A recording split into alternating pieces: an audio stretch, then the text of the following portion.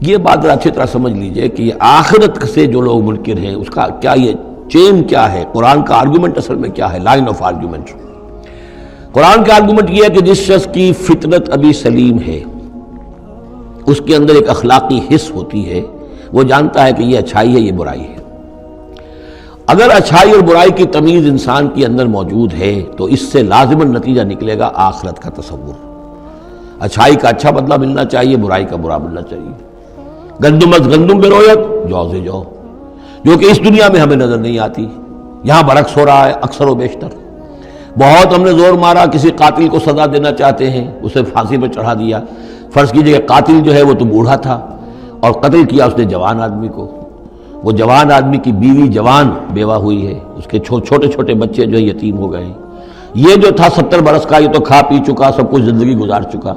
کیا اس کی زندگی اس زندگی کا بدل ہو سکتی ہے؟ زیادہ زیادہ آپ یہ کر سکتے ہیں کہ اس کو آپ پھانسی دے دیں، لیکن یہ اس کے جرم کا بدلہ نہیں ہے، اس کا ہم وزن تو بدلہ نہیں ملا۔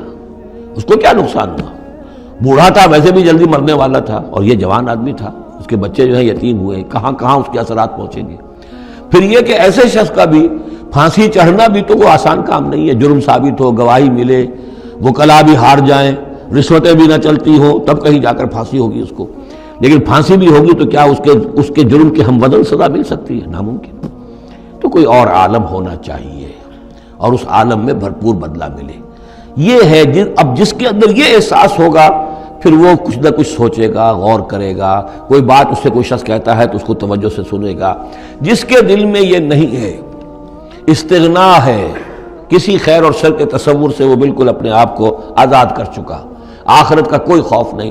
اب اس کے سامنے آپ لاکھ بیل بجاتے رہیے، اس کو حکیمانہ درس دیتے رہیے، اسے بار بار جھنجھوڑیے، سکھائیے، پڑھائیے، وہ تو وہی رہے گا، اس کی زندگی میں کوئی تبدیلی نہیں آ سکتی۔